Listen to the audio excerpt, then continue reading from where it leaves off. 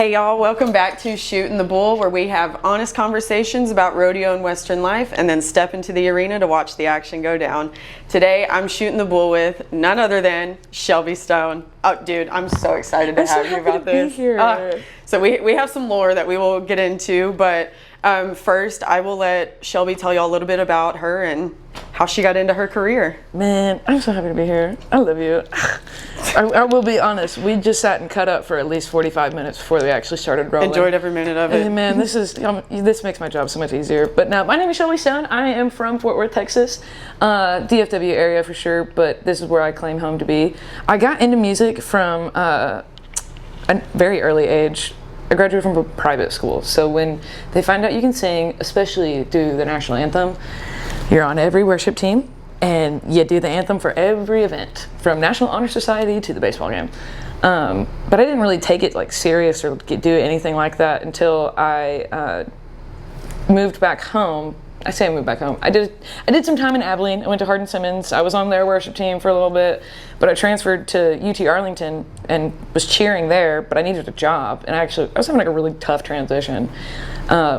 You go from living with a bunch of people to like living by yourself in a student house, and there's no football team at UTA, so it was just a tough transition. But one of my old suite mates from Abilene was actually working as a promotions assistant at the ranch, 95.9 The Ranch. She was like, dude, the job, it's super easy, it's super fun, you get to work concerts every now and then. And so I open the door. Sorry, I had to. But I ended up getting a job there, and that was the game changer. Like, it just showed me that I always listened to Red Dirt. Like, I grew up listening to 95.9, but it showed me that there were careers in music that were not just arenas or stadiums. Like, this was something well within my reach. I could absolutely do this, and thank God for it, because I was originally a nursing major. You're welcome. I saved way more lives changing that degree. I've got horrible bedside manner. I'm just not built for it. I come from a long line of rub dirt in it. It builds character, and I can't do body fluids. It's gross. I played at the basement bar. They threw me on stage at the basement bar. It was Brendan Kent and Rob Redwine. They were playing one of the sales reps for the ranch, because I was DDing after a Christmas party. The sales rep threw me on stage, and looking back, being the person that's been in Brendan and Rob's shoes before, they did not have to let me do that by any means, because there's no telling what was about to happen. But I didn't know how to play guitar yet, not well at least. And I told him, I was like, do you know Neon Moon, Casey Musgrave's Key? I think we played half of it, and that was it. Like, literally the following business day, I called my college advisor? I think that's right. I don't know, my advisor, where I was like, I don't want to be a nurse anymore. What do you have for music business? I'll never forget, because the tip jar at Basement Bar, it's this copper tin, and on the back of it has big Sharpie that says no wagon wheel. And it was like, there's layers to this. Like, oh yeah, this is all I want to do. And like, I've got videos saved. One was a Kylie Fry show, and another one was at a Railhead Smokehouse, where it was like, this is all I want to do. Or, God, I've seen what you've done for others. I want to do this. So I played my first show, Valentine's Day of 2020, quit both my jobs to pursue it, and then I don't know if y'all were there during 2020, but exactly 30 days later, the world shut down. Mm-hmm. So that was really cool. I went and worked at Amazon, and that sucked. I'm not built for that kind of labor. Man, that's a great job. You just need to like show up, shut up, do your job, and leave. Not for me. I like talking too much, obviously. But yeah, man, it's just all gas, no brakes. I do not have a backup plan. This has to work out. And I've been really, really grateful for like working with Dalton and like his wife Whit and all the other songwriters like Jordan Nix, Jacob Stell, Slade Coulter, Parker Ryan, and just writing with all of those guys and kind of like building out like that's what laid the foundation. And so I think I have the coolest job in the world, and I'm really glad for how I got started, and I'm glad that I had to cut my teeth for a few years to figure out how to handle hecklers and how to be on stage and how to song swap with people that you want to hit in the mouth. But it's been really cool, and the stockyards have a lot to do with my upbringing, and as a musician at least. I love that. And like, it's funny, like when they say like you make plans and God just laughs. Oh man, it's so true. So true. Oh my God. Yeah, I mean, I thought I wanted to be a vet, and real. Yeah, real. And like when I first started in college, I was like, I don't care about this enough to do it for 8 years. I changed my major 5 times my freshman year. Thought I wanted to be an athletic trainer because I had, from a cheer injury, I had severed all the ligaments in both my ankles. And so I was in PT for a very, very long time. And I like damage control. I like the intensity moments where it's like, all right, what do we do in this exact moment and to set us up down the road? And then I realized I don't really like feet. I don't either. No, I don't do feet. It's like a really big part of the job is taping ankles. And then I was like, you know what, maybe I will do the whole 8 years in college thing. I want to be a physical therapist. And at Hardin-Simmons, they make you do this first year seminar. And in that first year seminar, we had to go and shadow. We had to do like 15 shadowing hours for what we wanted to do, what we want to do with our degree. And man, when you graduate from a private school that comes with a dress code that includes khakis, you don't really want to spend the rest of your life in khakis. And then I cannot see you as a khaki girl. Oh, dude. They're not flattering. They don't look good. I do look good in a polo, I will say, but not khakis. And I liked sports med, but I could not find but as a physical therapist, like you can focus eventually on sports med, but a lot of that comes with geriatric care. Like that's the main premise of your job. And I'm sorry, I'm not going to school for 8 years. I can't do it. I don't have the attention span for it is really what it is. So thankfully that degree, that course showed me that wasn't what I wanted to do. And so then I was like, well, I'll be an ER doc. Girl, I was watching Grey's Anatomy. That's the only reason why I wanted to do that. And then I failed biology. And so I was like, well, I'll be a nurse instead. Crazy jump, mad disrespect to actual nurses with that thought process. Like now I understand, like, because I had to go do shadowing hours for that, and I never even saw the ER doc. I shadowed the charge nurse, and that's when I realized, like, okay, being a doctor is way too much schooling when the nurses are actually the ones in there, hands-on, dealing with those things. And that's when I learned I can't do the secondhand embarrassment aspects of it in the bodily fluids, and especially now post-COVID, like seeing the treatment that they endured. I'll do my little song and dance on stage. I'm really glad that God was like, I'll let you figure this one out. You can take the long way around if you need to, but this isn't what you're doing. So I'm glad that I figured it out eventually. Dude, and I look at you as like, oh, like the Highwayman. Oh, dude. Like, okay, so we had talked about one of your gigs where like, with like Slade Coulter, and like, I feel like you're not in like one box. And that's what I appreciate about your craft. Oh, thank you. Because, I mean, there are a lot of like cookie cutter artists. Right. But like, as my boss and I have talked about, there is not another Shelby Stone. There really isn't. I tell people often, unfortunately, all I know how to be is myself. But I'm finding that the more authentic I am, not as like a cheat code by any means, but like, if I try to do something like somebody else, it doesn't pan out for me. Like it flops. But if I do my thing, it works out, which is like, I wonder why. But like within this industry, like it's really easy to go like, okay, well that worked for them, so let me try that. But what a lot of people don't realize about the music industry is that every door that opens for an artist, it is immediately slammed shut afterwards, and they change the locks. Like you can try and peek through the window, but like the windows aren't even opening. Like everybody's route into this industry is completely different. And so it's like, why not just do your thing? Something will stick, but like you just got to commit to the bit. But like you said, how there's nothing else, there's no other Shelby Stone. When people ask like what kind of music I make, I still don't know what to tell them. Like I know that I put on a rock show, but when it comes to actual, like, if I were to like to market this record, I wear a cowboy hat sometimes. I don't know. Like each song is different. You've got Easy Tiger on there, that's clearly a pop song, and then you've got Dynamite and Get in Mine that are in Fire Escape that, cutting out Dynamite, like you borderline new metal drum patterns where it's like, well, we can almost get away with it there. And then there's just like commercial pop, which there's nothing wrong with pop music. Pop just means popular. That is a weird hill I will die on. Everyone's like, I don't want to make pop music. You don't want to make popular music? You don't want to make money? And see, like, although I am a Western woman, I enjoy like some good like pop music. Yes, yeah. There's a reason it's popular. There's a reason it's good. Anyways, I did a podcast or I did an interview earlier that was like, what's a hill that you'll die on? And I didn't say that, but that genuinely is. There's nothing wrong with making pop music. There's nothing, just make good music, God. Yeah. But when people find out I'm a musician and I'm just like, I don't know, in civilian clothes, I'll ask them like, are you familiar with like red dirt music or Texas country music? And if they are, then it's like, okay, that's what I make. But if you're not, do you think it's rock and roll music? I just have really nice hats, boots, and buckles, I guess. But I was talking about this with Pam Minnick the other day too, that like, just as a fan, I can tell when an artist isn't being themselves, and they lose me on it. And so that has really been, I honestly think that might be my word for the year. Like I've got a word for every year. Last year's was wonder, not whimsy, wonder, like childlike wonder. And I think this year is just authenticity, like raw vulnerability. Okay, that's literally like how to describe like cowpokes in general. So like when you see like roughies like rolling up to the rodeo, what are they listening to? What you get. It's like Metallica, Eagles, like, you know, 1,000%. That's literally like your vibe. yeah, like it really is. And I'm sure my father, so I know that we'll probably get to it, but I'm sure my father would probably hate that idea. It's like, I make music for roughies. Like, I make music for rough stock contestants.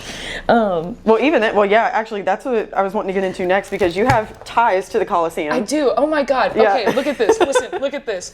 Okay.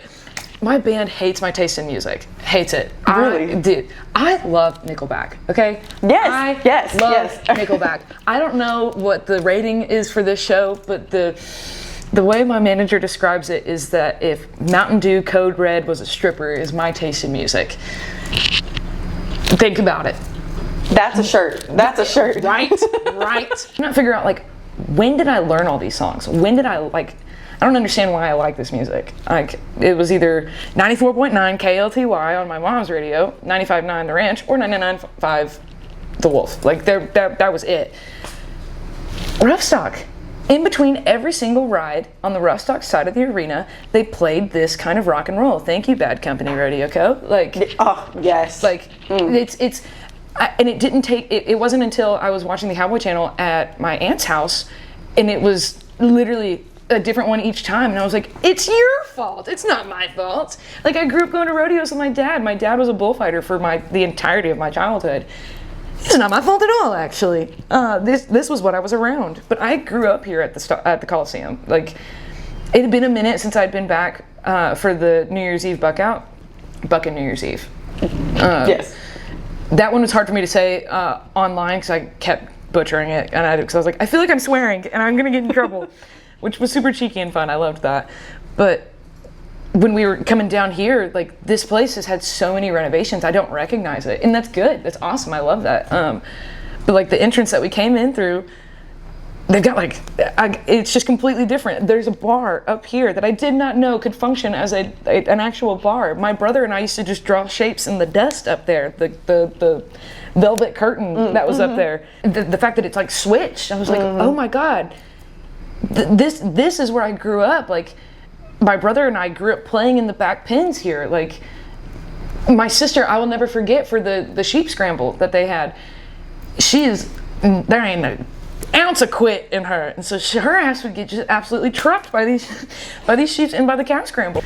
Some things never change, but like, and some people are really against progress, but like, this place, I'm so happy to see just everything that like y'all have poured into it. It looks amazing, because this feels like home. I moved to like a lot of different houses growing up, but like, this feels like home.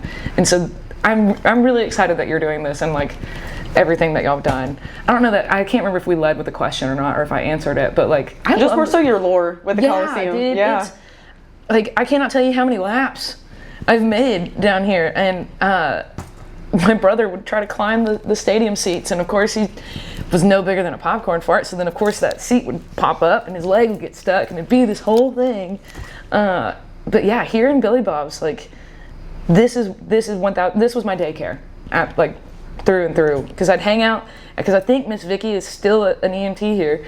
I believe so, yes. I don't know what her last name is, I just know her as Miss Vicky, and Mac, which I think he ended up passing away a few years ago, but like, they were my babysitters, like, and I still have a hard time, like, kind of watching certain bullfights, like, or certain protection bullfighters, because I'm like, oh God, here we go. Like, my nostrils are 2 different sizes because of a bullfighting injury my father had. Like, they're 2 different sizes. He had a horn go through his lip into his nose, and he swears that can't be passed down. But hey, man, I got 2 different size nostrils, and so do you. 2 + 2 is equaling 4 here. It adds up. And like one of the like worst wrecks my dad got in was not from a freestyle fight. It was from one of those high school kids doing a suicide rap and getting hung up in the spur, like genuinely carving out a chunk in his calf. Like, and the buckle I wear, it's my dad's. Like, because I was doing national anthems here. Someone sent me a photo of you singing the national anthem when we still had the red buck and sheets. Yep, because Greg Roach was taking pictures at the time, and we're friends on Facebook still, love him dearly. And I think I was blonde then. Yes. And I think for the first one, I wore one of my dad's old paisleys. He's not dead, he just works in the oil field now. Retired, if you will. Yeah, we say that, but then anytime we go watch a BFO or a UBF match, he's like, I bet I could probably get into it. Like, you probably could, unfortunately. Dude, our dad sounds so much the same. Because mine used to ride bulls, and he also had a pretty bad wreck where he rode in the 80s, where it was like no vest, no helmet, no problems. And he had a horn go through his jaw, and he had to have reconstructive surgery. God. And he hauled bulls for years after that, like when I was a kid.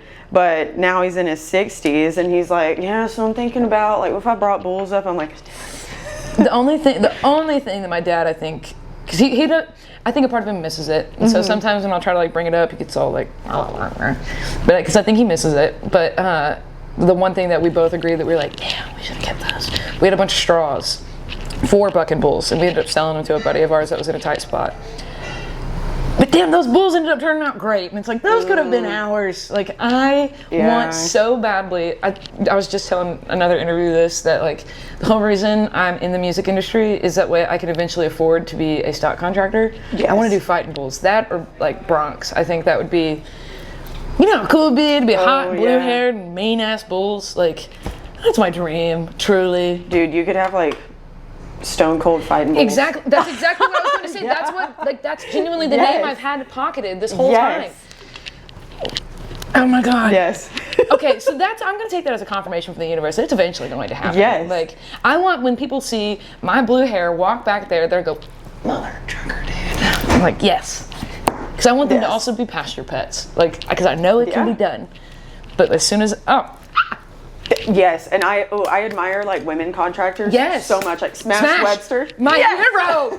My hero! Yes. Her, and I don't know if you've ever met Kayla Galloway with Bad Company, but so fun fact, her lore is crazy. She's married to the frontman for Uncle Lucius. She used to TM for Ray Wiley Hubbard, and I can't remember what her exact position is with Bad Company, but she is very high up there. She's lived a million lives and wears a million hats. She's a pro mom, pro friend, love her dearly. But her and I have also mentioned, like, because I think she and a few other folks wanted to put on like a full female rodeo company, Rodeo. Like, I can't remember what all the details was, but her and I have had this very similar conversation of like, I love women in those kinds of positions, and especially like on the music industry side. I almost based my whole senior thesis on the women in Texas music, and I was going to call it the founding fathers of Texas music, but it was going to be about Shannon Canada, Cody Canada's wife, Judy Hubbard, Ray Wiley's, Caitlin Butts, Robin Shepp was another one, another female manager, but Caitlin Butts, Courtney Patton, Jamie Lynn, Sunny Sweeney, Bree Bagwell, but all of these women that walked so I could run, and that's honestly kind of how that relationship with Shannon ended up starting. Because I was at Key West and I was like, hey, I just want you to know that I have a lot of respect for you and I'm kind of afraid of you, but in the way that you like fear the Lord. Thank you.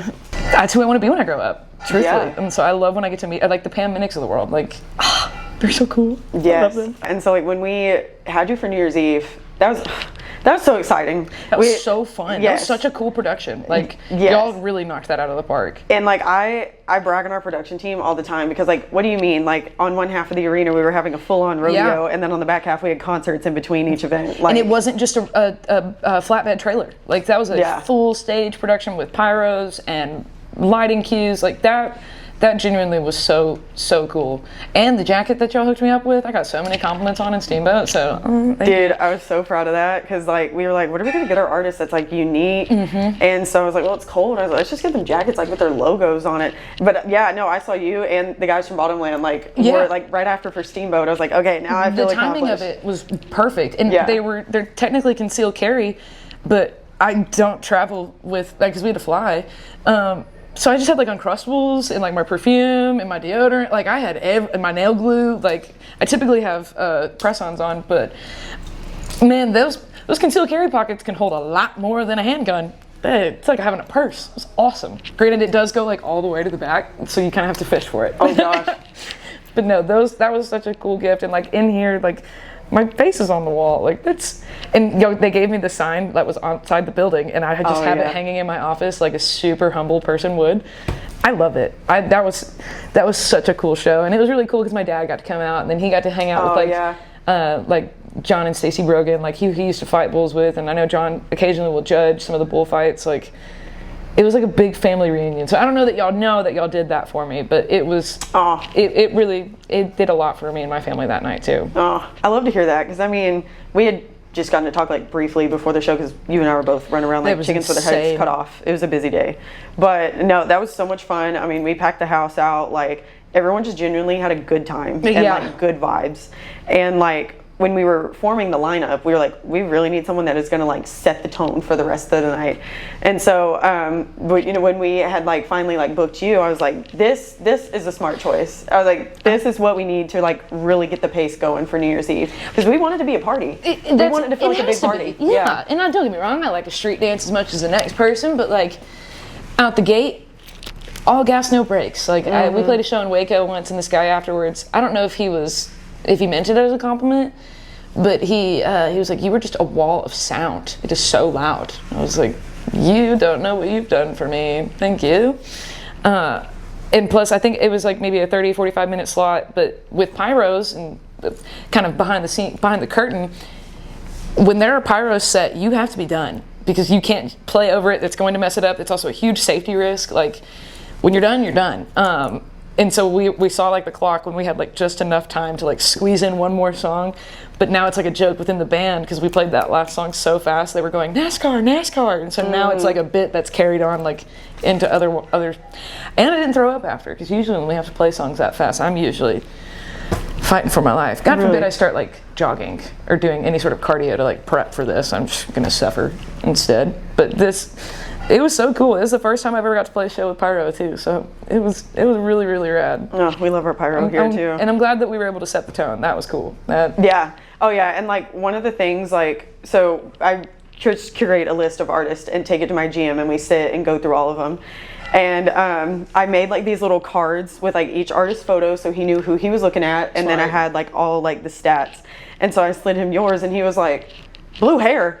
Right. We got to get her. And I was like, see, you get it. Man, the blue hair, I was genuinely concerned getting into getting the blue hair and playing country music, if you call it that, but playing to a country crowd. We kind of ranted about that earlier, but off camera at least. People in this current political climate, like in the stereotype of having blue hair, like it could pose as a safety risk in certain crowds.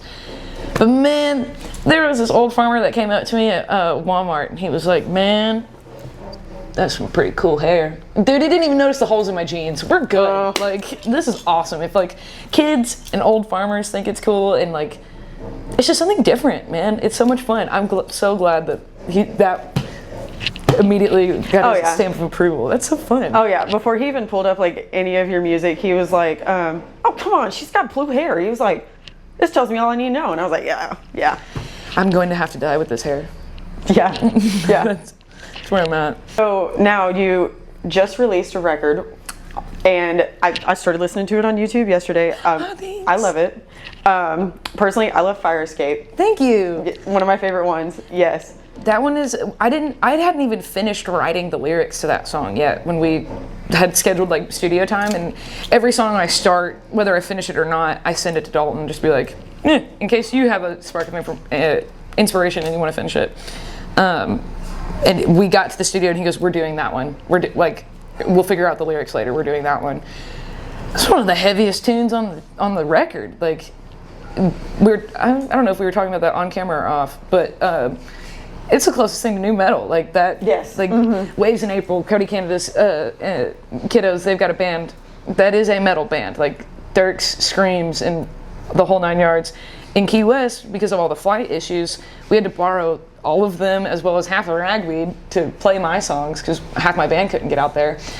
And one of the sets, we only needed Dirk's for like the guitar part, but Lucas, their bass player, he was like, can I come up and play fire escape? Like, it's just, I'm chomping at the bit over here. I was like, dude, absolutely. Anytime y'all want to hop up on stage, because I know my bass player, I love him dearly.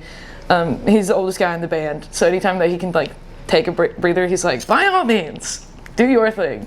I love that. That means a lot, because that song saw a lot of different phases, at least lyrically, before we got to the end of it. And the Ranch played it like a whole bunch too, which I'll take. That's awesome. Yeah, that and Easy Tiger. It's just a cute little like. It's earworm, man. It makes you feel good. It does. It's very like 90210 or Miami Vice. Like, I think those are opposite ends of the country, but it's just super fun. They took a lot of convincing to put that song out, which Jordan Nix, who helped me write it as well. There's another guy named Travis Roberts that helped as well, but Jordan Nix is putting out his own version of it. Okay.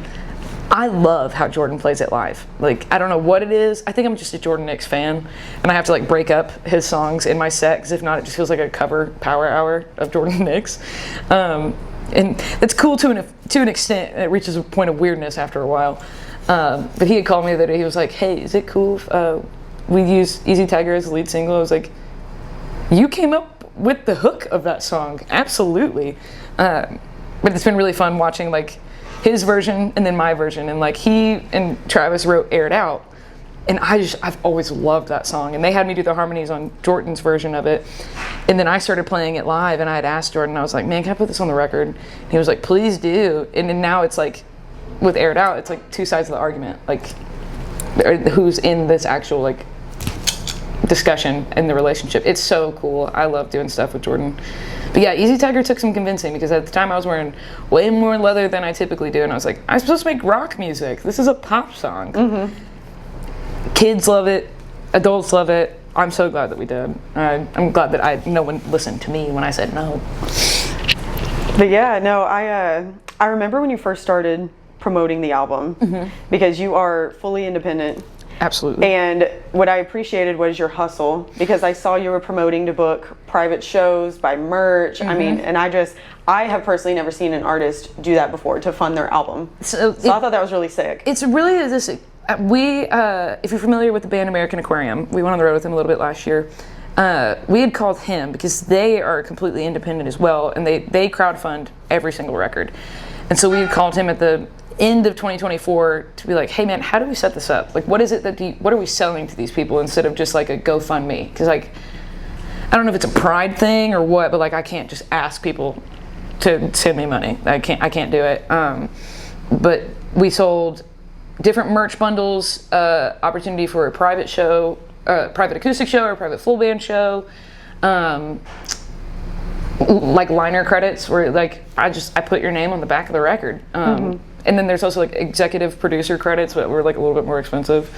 It was really cool. If we do it again, I hope I've got more than just Dalton, Whitney, and I getting those things out, because I've got 3 hoodies and 3 hats I still need to send out, and I think a vinyl record.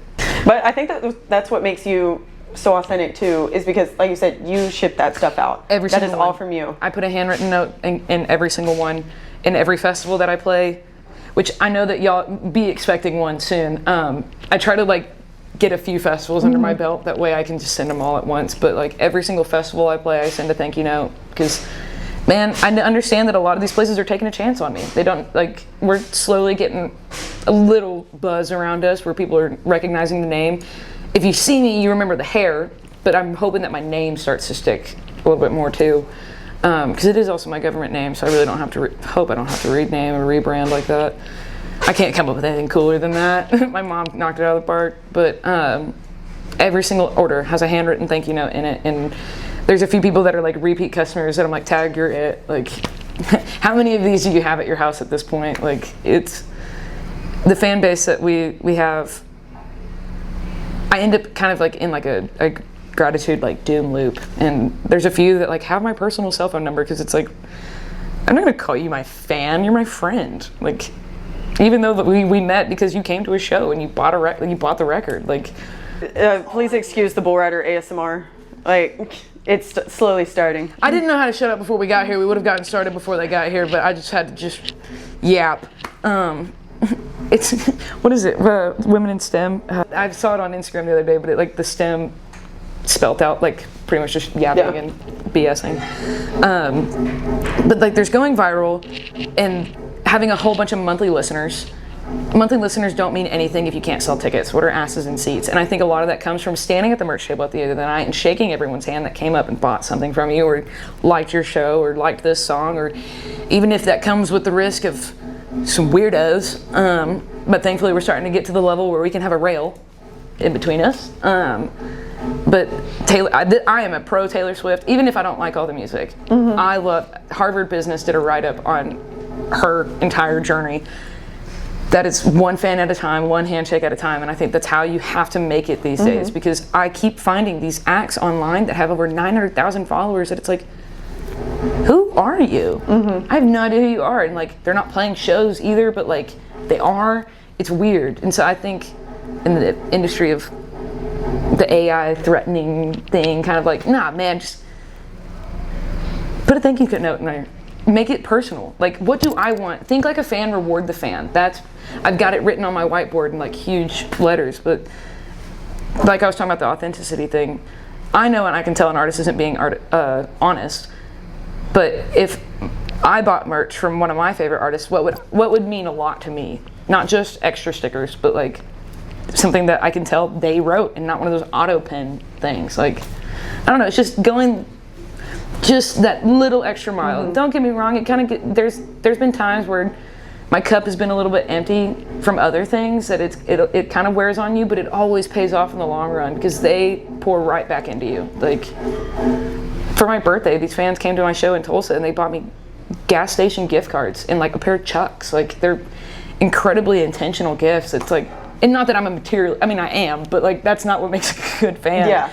But like it's more than just the music. Like it is, I'm grateful for the universal language of music because it's how we foster these relationships. But man, it's so cool because it brings around the right kind of people. Yeah, and I mean, same goes for like Rodeo.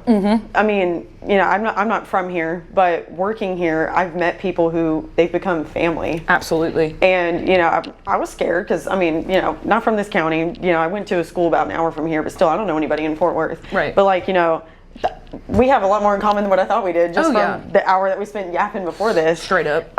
You know, even like Paris behind the camera, she comes from Georgia, but like we make friends and we make family here who make you feel at home. Absolutely. Same goes for the music industry. Even though I'm still like getting my feet wet in it, like I have met some really like cool artists where I'm like, dude, like this is a good industry to be in. 1000%. And like any other, it has its things that you're like, wow, that's awful. Hate that.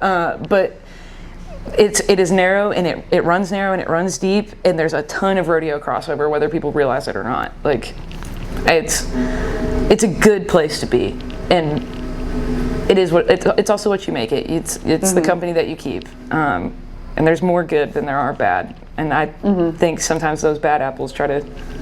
And I'm not even talking about anybody specific. I'm just more talking about like the theme around it, where it's like, man, you date one bad roughie and you're like, fuck them all. But like, no, there's some really sweet ones out there. You just don't take them home to your mom. Yeah. Not until he gets that tooth replaced. Yeah. I mean, yeah, and I'm very guilty of saying like they're all bad, like all hope is lost, whatever. But like, no, then you meet that good like small percent, and even realize if, like, that not even in the are. dating aspect of it, but it's just like, man, you're such a good homie. Like, yeah, exactly. Like, I know that if I was broke down on the side of the road, that you'd come pick me up in your Chrysler, but we'll call somebody else to tow the vehicle. But I know you'd at least come get me. It just kind of goes back to that family thing too. Like, yeah, it's so cool. But I cannot tell you how many times I've heard, "I'll pay you back when I win." Yeah, I'm not gonna hold my breath. When you walked up with that, don't pay his entry fees. I was inspired by all of your graphic tees, so I busted this thing out. You're gonna have to send me the link to that because I need it. In the back of it, we're sitting down. You can't tell, but it looks like a back number, so it's even better. I love my graphic tees. I really do. They're so fun, genuinely so much fun, and I make all of them. The most recent one I made was not flirting, just funny and hot, and the one prior to that, the two others prior to that, one was I Heart What's His Name. I think that one's really fun, as well as Blink If You Want Me, but that's from Kenny Bowers. One of my favorite ones I've seen you wear is The Band Is With Me. Yeah. Dude, I actually thrifted really that one. Really? That's probably the only one I have not made, but it's The Band's With Me. Because, man, I cannot tell you how many times, and I heard Lainey Wilson talk about this on a podcast the other day, where it's like, I'm not a girlfriend. I'm the act. Like, I am the front man. Like, Yeah. I don't need a pass to be back here. This is my show. What are you talking about? Yeah. But there's this one picture that's always floating around on Pinterest, but it's like, good girls go to heaven, bad girls go backstage. Have you ever been backstage? It's really boring, like incredibly boring. It is so lame. At least with my camp, like we're all sober and half of them are fathers. Like I'm watching side stage because I have social anxiety. It does not because the show sounds better over here. You can come backstage all you want, but no, the band's with me. Thanks. Speaking of, you have a really big show coming up tomorrow. I do. So by the time this airs, it will already happen, and I will insert clips. But you're making your Billy Bob's Texas debut tomorrow. I am. April 3rd. Yeah. That's so exciting, and it's your album release party. It is. 2 birds, 1 stone. And it's on Good Friday. Dude, I mean, it couldn't have exactly. been a So better no one's weekend. got work, and you sure as hell ain't got work tomorrow. It's Easter weekend. I'm really excited. We're doing like an Easter egg hunt in Billy Bob's for the holiday. I have no idea why they sent that offer, but we're so happy to do it. Like I said, this is home. Dad fought bulls over at the Billy Bob's Arena too. Like, and I worked events at the ranch there. Like, this is incredibly full circle. Oh my God. I this entire time, anytime anyone's asked me about it, I still have not found the words for just like truly how grateful I am. And like, I'm actively working through the imposter syndrome when I see like how many tickets we've sold. We're not selling it out by any means, but this is my debut. Like, no, like I still get told after shows that like, I didn't know who you were, but I know who you are now. And oh my God. And it means the world every single time. And this is the first hometown show I'll ever have. And so to be able to do it at Billy Bob's, what in the world? It's a really big room. So I'm really hoping that even if people didn't buy tickets like in advance, that hopefully walk-ups, like I know that there's going to be a good turnout. My team has worked so hard for this. I know I've worked so hard for this. My family have helped so much, like supporting me and just like believing in me, that it's like, I hope that everybody walks away from this show. And I know we will, but just proud of all of the hard work. Like, this is what we have been working for. I hope that I can get on stage and just know that, like, and just be present in that and not think about like having that moment of like, oh my God, I need to go ship out things. I need to do laundry. Like, no, like just soak in truly like how special this is. Like, not everybody gets to play Billy Bob's. I know so many people that are working towards the same exact goal. It's also like, I think the 45th birthday. Yeah, no, they just had their anniversary like literally yesterday. Yeah. Like, man, what an iconic weekend. Truly, like, I'm over the moon. I have decided that eventually, when I sell it out, because I'm manifesting it, the fact that I don't have press-ons on right now really is cramping my style. But that's kind of like my tell, and it's how like it's like breadcrumbs. You know, if Shelby's been there, if there's like blue strands of hair or a lone press-on that I've somehow lost, I want to put it in the concrete hands that you put. I just want to put like some bright red press-ons in one day. I think it'll be nice. If Braxton Keith can put his dog's paws in there, I'm putting press-ons in there. It's gonna be good. Oh no, that would be sick, dude. And I mean, and we've already touched on like nudie suits, and you are making your own version of one. I am. I'm so excited to see that on stage, because I got a little preview, but I'm so excited to see it on stage. I think it's gonna look really sick. I blacked out in a Hobby Lobby last week because I like gave myself time in advance to do it, because I typically do them like the night before, and obviously in like a panic. And there's like the one for Athens, I wasn't able to execute the way I wanted to, and it wasn't bad. But this one, I hope one day, because I don't know if you've seen the Country Music like Hall of Fame up in Nashville, like they've got like Evan Felker's like denim jacket, and like Caitlin Butt's like some of her stuff. I hope that one day like we can put this. Saying that, I mainly also hope that it doesn't fall apart, so we can. Like, the offer would be cool, but I need it to not fall apart. Like, I'm not a very good seamstress, but it's getting the job done. And I'm really, really proud of it. I'm so glad that I started it in advance. That way I could genuinely pour some time into it. Which, speaking of, I need to go to Hobby Lobby after this and buy more rhinestones. Dude, I can see it now, like, your suit, like in the next like Women of Country exhibit. Like, dude, I was literally thinking about that this morning, because I was like, she's making her own suit. I was like, you just don't hear of that. I'm sure other artists have done it, but you just don't hear about people doing that. And I'm sure some people can afford like a stylist or like afford somebody to make it. Girl, I say that with how much money I've probably poured into like thrifting and like random things at Goodwill and Hobby Lobby. It's probably equaled out at this point in the amount of labor that I've poured into it. But like, I made it. Like, yeah, it's mine. I did that. I'm so incredibly proud of this. Like, you can't take this from me. Like, this personal win. I mean, like, it's really cool. I'm really excited. I cannot wait to see how it turns out because I don't know how it's going to turn out. I did melt some rhinestones onto the pant leg that I don't like, so I can't wait to see how I fix that when I get home. Because even though I did start it in advance, I'm still going to have to work on it tonight because I ran out of a lot of things. But it'll be fun. I'm excited. And I haven't shown like a whole lot of people, so I'm really glad that I got to like show y'all before. I'm so stoked. It's gonna be so cool. Dude, yes. I'm looking forward to it, and we will be there. So, yeah, no, I think it's gonna be so good. And I mean, it has literally just been like such, we could say a silver year, so to speak, for you. Because I have some of your features. Dude, you were a part of the Boys of Oklahoma set. Oh my gosh, I bet that was so much fun. Man, growing up, when people were talking about CCR, I thought they were talking about Ragweed, not Creedence Clearwater Revival. Like, Ragweed is what I grew up on. That's what I've always known. And so the fact that like Shannon Canada is a part of my management team, as well as getting to do like, he had me come up and sing "Cry Lonely" with him, which I sang off key the whole time. Such a solid song, dude. Listen, I'm not okay. There are a type of guys in the music industry. They're called audiophiles, and they're a certain breed. They're really annoying about things where they're just like, oh, that snare tone, man.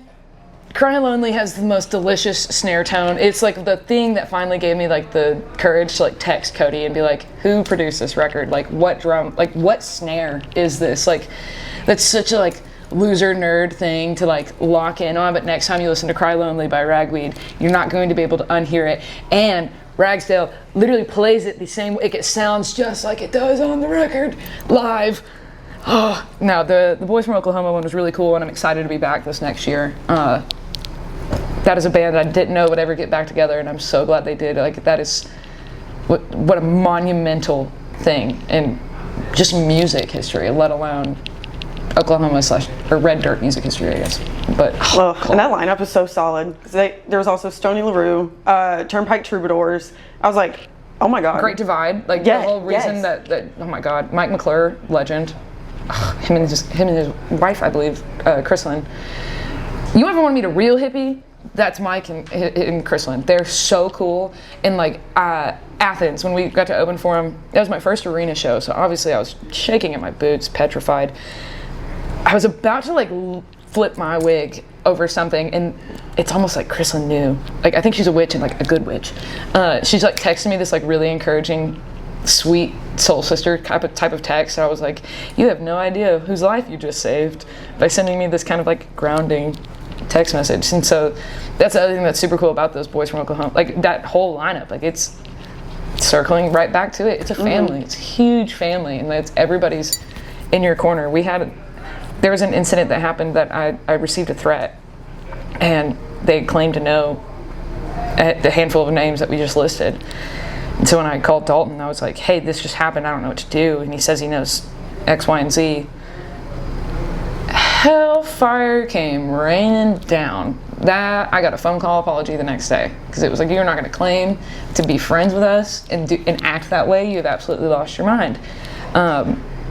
They're quick to come up in arms for you, and I didn't know that was, and not that I expected anything different, but it was really nice to have like that kind of support and that kind of family in this thing. I love that. Like, and I'm so glad that they're continuing to do it, because I mean, I wasn't able to go, but I had some friends that went to it was the one that was at the football stadium. Was it Waco? I think so. Yes, it was Waco, and they loved it. They had time of their life. We got to do the pre-party for that, and it was so much fun, man. It was so much. That's honestly probably one of my favorite shows. Dude, I bet. And like American Aquarium in a football stadium. I think it's a stadium. There's just some bands that you're like, you deserve this. This is where you need to be. And American Aquarium is one of them. Wow. Yeah. No. And I mean, on top of that, you're in Rolling Stone. That is sick. I was like, there's no one I could think that was more deserving of a spot in Rolling Stone than you. That was so cool. Long write-up. Like, some people will get like a write-up, and it's like, not that it discredits by any means. Like, Rolling Stone is Rolling Stone. But it was lengthy. Like, Josh Kretschmer is the journalist that wrote it. And he actually has written like a whole bunch of books about like red dirt history, and it's like, I'm so grateful for it, because if not, it's just word of mouth. Like, there's no other like proof of it. That came out on Thanksgiving, and I remember I just like, it's hard to get me to shut up, obviously. I did not say a damn word the rest of the day. I just was flooded with like love and just shock and awe. And we ended up in Rolling Stone again for Luck Reunion. They talked about my show at that one, and it was just like, man, I'm so undeserving, but I'm so grateful for it. Like, God has really teed me up for a grand slam with Rolling Stone and the boys from Oklahoma. Like, it's not what you know, it's who you know, but you still got to do a good job. And so I'm really grateful that I've got the right people around me to get to do cool things like this. It's so sick. Yeah, and it's been really enjoyable to watch you progress, because I mean, I also like the Gavin Adcock project, Country Never Dies. Yeah, dude. That's a really solid album. Like, man, that was the most. That was the last thing I ever expected to be offered. He was headlining the stage that we were playing at Born and Raised, and I played at noon. Heat of the day. Thankfully, only a 30-minute set, but he and his girlfriend Haley watched my entire set. Headliners don't do that. Certainly not at a festival. Maybe for like direct support, but like, he watched my whole set because his buses were parked right next to it, and I remember I got too hot at that show and I ended up throwing up. It's a thing. It's kind of like a good omen now between like my drummer and I, like, who's gonna throw up first, but like one of us has to, and then we'll make sure it's a good show. But I ran in between two semis, lost my lunch, and then came back around to help like load off stage, and I just wiped my nose like a Neanderthal with my hand, obviously. And he was like, I'm Gavin, that was a really great set. And I was like, nice to meet you, man, I'm so sorry. And like, he was super sweet, and just, he was super impressed. He was like, I was taking a nap and y'all were just so loud, like I had to come see what it was, or something like that. And the day before, I had split my fingernail open, and I was standing there with, I think her name is Story. I worked on Hudson Westbrook's camp, and she was standing there with Haley. And I was like, y'all seem like you'll have a Band-Aid in your purse. You'll just seem like that kind of vibe. She was like, oh, actually, let me go check. We'll hop on the bus. And like, they just were so sweet. And like, both of them followed me afterwards, which like, you meet a lot of other artists, especially like the bigger name ones. And you think you had like a really good interaction with them, and then they don't follow you back online. And you're like, oh, okay, that meant more to me than it did to you. But like, they were just so sweet. And then a few weeks later, his manager reached out, and they were like, hey, we'd love, and this is also another like really good cue that like, these are good people, is when they reach out to me asking for my manager's contact, because there's proper channels that you have to go through, and if you try to skip those, it's kind of like a tell of like, I don't know. But he was like, hey, can I get your manager's information? And it was the offer for Country Never Dies. It was going to be a compilation that, and it was almost, it felt like it was too good to be true. Like the offer that came over was super artist friendly, like, because they put it out through Warner and their label and distribution. The only rule was they had to be dead. And who else? Like Charlie Robinson and Keith Gaddis Keith wrote it, but Charlie put it out also.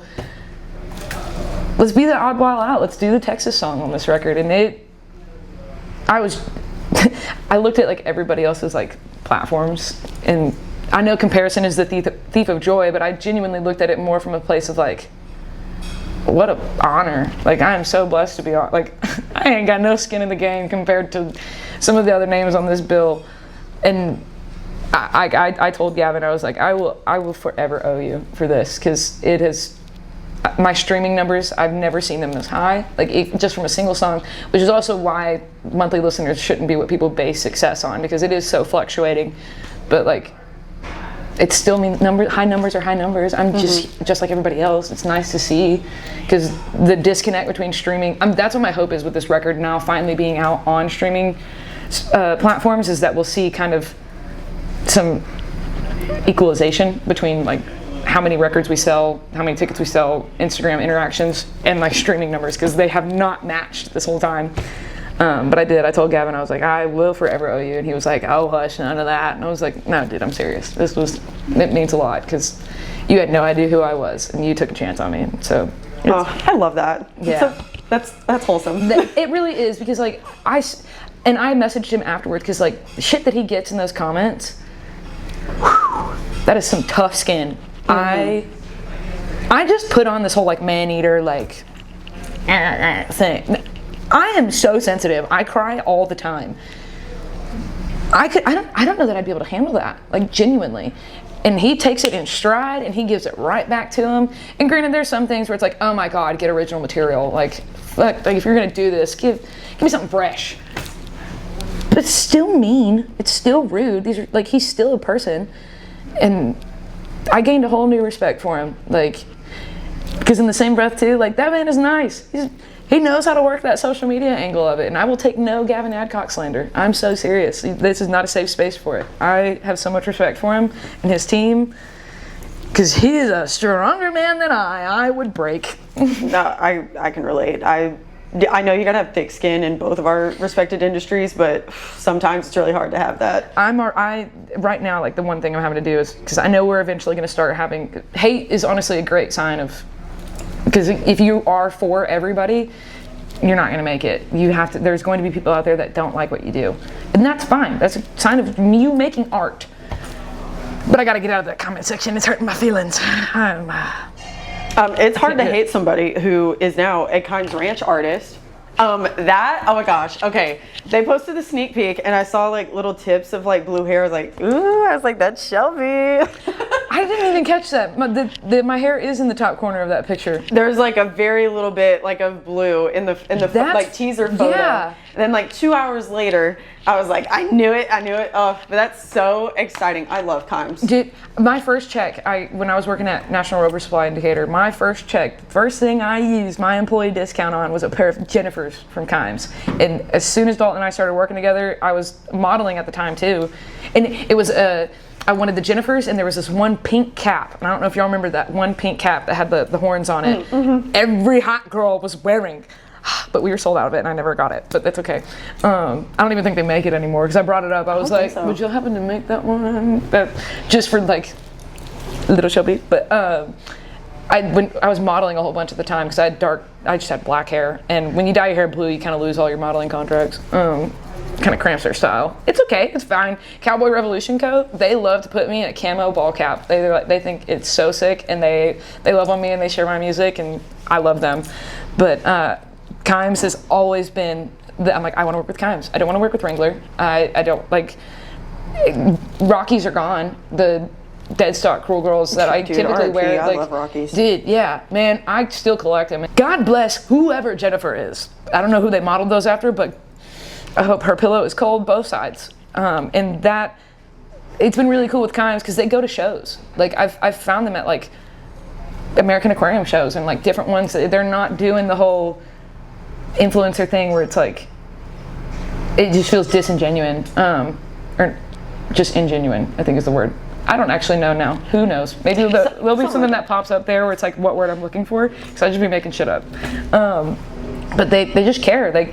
They're not going to just sign on anybody just because that artist is big. They have to actually like the music. And then they just put this Zach Top collab together, and that is so rad. And so for being at like an early stage in my career, like locking that one in, I want people, like the way you know that Parker McCollum wears Lucchese's, and the way that you know that Cody Johnson does Resistol, Shelby Stone, Kimes Ranch. Like that's what I want. I am so honored to be a part of their team. They have taken such good care of me, and I love them so much. No, I love that, and that's so exciting. I'm so stoked, dude. Now I've got some fun questions. Okay. So we had already talked about a dream collab. I know mine. Who is your dream collab? I've got a few. And one of those is the same as yours, because we debriefed over it. We actually debrief in Instagram messages about it often. Yeah. Liam St. John is one. I don't know if you're familiar with Liam St. John, but he's blues and he rules. Oh my God. Rob Linez, I think is how you pronounce his last name. Now that I say that, I'm blanking, but he's out of Austin. He absolutely rules. I would love to do stuff with Taylor Honeycutt. some Hail Mary ones. Joan Jett or Reba or Brandy Carlisle. But Youngblood is the one that I think you and I often bond over. Dude, I don't know what it is. Or Halsey too. That's another one. I think that would be so much fun. Oh, that would be. Especially her little rock tunes that she's got. Dude, I was listening to what was it? Oh, it was Ghost. Mm-hmm. And I was like, Shelby would eat this track That up. record shaped me as a person. Badlands, dude. All of it. I love it. It's so good. I was like scrolling on Instagram Reels one day and I was like, I need to tell Shelby that I think her and Youngblood would have a good collab. And so because you probably see my heart, my little like profile picture, liking all of these, where it's like, love him, dude. But like, even Zombie, y'all would eat like Zombie up. That song is beautiful, and that music video was beautiful too. Oh, I loved it, and I love Florence Pugh. So like that was just it was just so good. He seems like such an intentional artist. Like it would be fun to just create with him, like just to write with him or something like that. Like we don't even have to do anything. Like, dude, I'm praying about it for you. That would be so sick. I'm gonna have to do the thing that feels really creepy, where I print out a picture of him and put him on my vision board. But I did that with Caitlin. I did that with Liam St. John. I did that with Wyatt Flores. Pony Bradshaw's another one, but I'd really like to write with him. I don't know that he does co-write, so. But I've checked off 3 of, and Kimes was another one. I'm checking things off the vision board, and it feels creepy in the moment, but as soon as I put pen to paper, that's actually a Bible verse. Write the vision, make it plain. Habakkuk 2:2, fun fact. But we'll make this happen. One way, I say we, God will make this happen one way. Dude, it sounds like it. It's gonna be great. And then, so aside from that, I also have like covers that I think Talk to me. So okay, Barracuda. Oh, please, yes. Dude, okay, so when you sang, it's one of Dalton's songs. It was the last song that you sang. Rock and Roll Should Kill You. Yes. I thought it was yours because the way that you embodied it, I was like, I genuinely, when he was teasing that song on the ranch, I looked for it for 2 weeks because it wasn't out yet. I could write a 10-page paper about that song. I believe every single word. Mm-hmm. It's so well written. It's so good, especially like the longer I'm in this, I'm like, oh, it's so good. But I would love to do Barracuda. That would be. Oh, yes. I have like a similar list of like dream covers, and that one's on there. But I want to be able to play guitar while I sing it though. That would be sick. There's a few that it's like, okay, there's some that I want to perform, and then there's some I want to like play and sing. And that's because I mean it's hard, dude. Like they both like are incredible musicians as well as vocalists. Like Chapel Roan does a really good Barracuda cover, and I'm like, oh man, if I'm gonna do it, I better do it right. Oh, that'd be so sick. Well, dude, I have had so much fun talking to you. This has been really good. This has filled my cup. I hope you know. Yes, and I mean, because we didn't really get to like chat like at all last time you were here, so I've really enjoyed this. We've been Facebook friends for years. No, literally, yes. Like when we met, like at New Year's Eve, I was like, "Hey, I'm Sharon," and she was like, "I'll just bring it in." I was like, we've been friends on Facebook." I'm very, very grateful for our friendship, and I'm super glad that we got to do this, and you're putting together something really cool here. Oh, I'm so excited that you took the time to come chat with us, and of course. I've really enjoyed our conversation. It's refreshing. Genuinely, it is so nice to be able to just like I probably should go get media trained and PR trained or whatever, but it's nice to just chat with the girlies. Never. It's so fun. I love artists who aren't PR trained. Honestly, where it's like, will you just start to me like a person, please? Yeah. Like, even when the camera's off, they don't know how to turn it off, and it's kind of scary. I'm like, ooh, no. Like I said, all I know how to be is myself, and that unfortunately comes with this kind of candor. And it works out in the long run because then you get to make friendships like this. Yeah, I love it. Well, guys, by the time this comes out, she will have made her Billy Bob's Texas debut. I'm going to be there. We're going to have a good time. Listen to Silver Year. It's out now. Stream it, love it, listen to it, blast it. Anywhere you can find music. And where can they find you coming up? You are going on tour with Wyatt Flores. I am. I don't know. Let's put it this way. Follow Shelby Stone on socials. You don't think there's a show near you? Check again. Refresh the page. We're about to be all over. Absolutely all over. All right. Well, y'all stream Silver Year, catch a show, catch a vibe. And from the mic to the shoots, we're going to go rodeo and play Billy Bob's.